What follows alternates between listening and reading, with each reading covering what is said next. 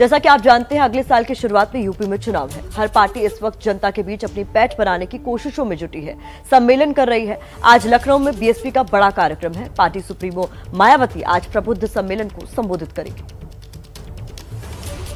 कुमारी मायावती जी जिंदाबाद, सर्व समाज के सम्मान में।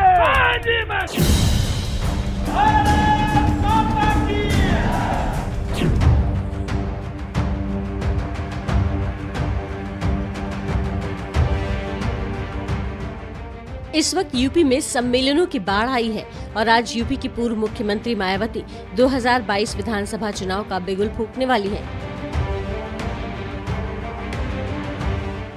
एबीपी न्यूज सी वोटर के सर्वे में पिछड़ रही मायावती आज अपनी ताकत को पुनर्जीवित करने के मकसद से लखनऊ में बड़ा कार्यक्रम करने वाली हैं। लखनऊ में आज बीएसपी के प्रबुद्ध सम्मेलन का समापन होगा।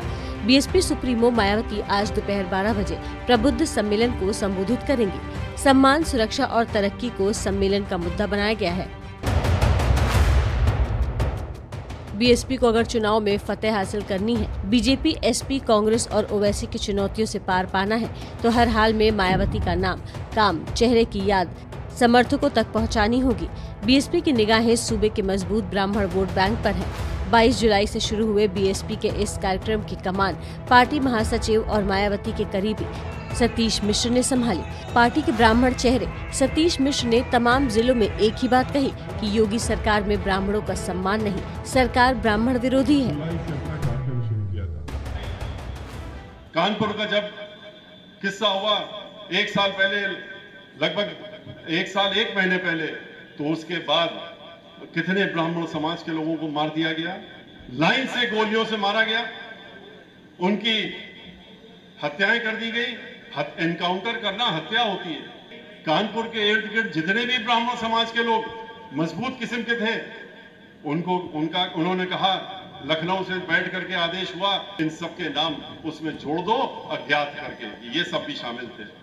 मुंह में राम, बगल में छुरी, इसीलिए ब्राह्मणों पे आजकल हमलावर हैं और पिछले 4.5 साल से हमलावर हैं, क्योंकि ब्राह्मणों को जानते हैं कि ये जो हैं, ये अगर अपनी बात कहने लगे और खुल के बाहर आ गए तो इनकी सरकार तो बचने वाली नहीं है। इसलिए इनको इतना डरा धमका दो कि अपने घर में दुबक के बैठ जाएं। दरअसल बीएसपी की नजर ब्राह्मण, दलित, मुस्लिम की तिकड़ी के गठजोड़ पर है, जिसने उसे 2007 में सत्ता के शिखर तक पहुंचाया था। वैसे यूपी की हर राजनीतिक पार्टी एक तरीके से ब्राह्मणों को रिझाने में लगी है। ये तरीका है प्रबुद्ध सम्मेलन का। शुरुआत बीएसपी ने की और उसके बाद समाजवादी पार्टी और बीजेपी भी इसी रास्ते पर चल चुके हैं। यूपी में 10% ब्राह्मण वोटों के लिए हर पार्टी अपना पूरा दम लगा रही है।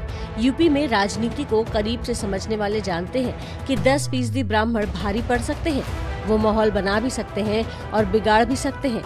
यही वजह है कि उनकी नाराजगी कोई मोल नहीं लेना चाहता।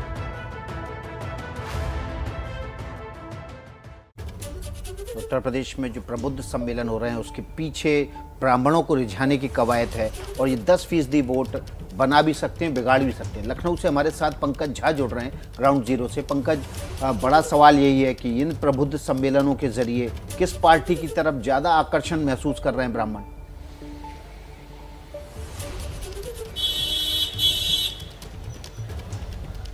देखिए, ये कहना मुश्किल है। ब्राह्मणों के बारे में कहा जाता है कि बड़े मुखर होते हैं, लेकिन इस बार वो चुप्पा जो कहते हैं ना, साइलेंट वोटर, उस तरीके का रोल अदा कर रहे हैं। मैं जहां खड़ा हूं ना, ये बीएसपी का ऑफिस है और थोड़ी देर बाद यहीं मायावती जो है ब्राह्मण सम्मेलन का जो आखिरी है आज वो करेंगी। कार्यकर्ता वगैरह सब लोग पीछे जुटने लगे हैं। और मुझे याद आ रहा है विकास में 2007 में जब वो सोशल इंजीनियरिंग जिसकी बहुत चर्चा होती है ना, ब्राह्मण और दलित की बात की जा रही है, तब भी यहाँ लखनऊ में एक बहुत बड़ी रैली हुई थी जिसमें वो नारे गूंजा करते थे कि ब्राह्मण शंख बजाएगा, हाथी बढ़ता जाएगा। ये तो ब्राह्मण सम्मेलन की बात। अब ब्राह्मणों की वोट की हैसियत देखिए कि आज सभी पार्टियां उनको अपना बनाने में जुटी हुई है। लेकिन एक बड़ी खबर मैं विकास आपको आज ये भी बता रहा हूँ, वो ओवैसी के कैंप से है कि आज जो दोपहर 12 बजे असदुद्दीन ओवैसी प्रेस कॉन्फ्रेंस कर रहे हैं 3 दिनों की अपनी चुनावी यात्रा से पहले, उसमें जो बाहुबली नेता है अतीक अहमद जो जेल में बंद हैं, उनकी पत्नी शाइस्ता परवीन, वो AIMM में उन्हें शामिल करा रहे हैं आज असदुद्दीन ओवैसी। तो ये एक बड़ी जानकारी है।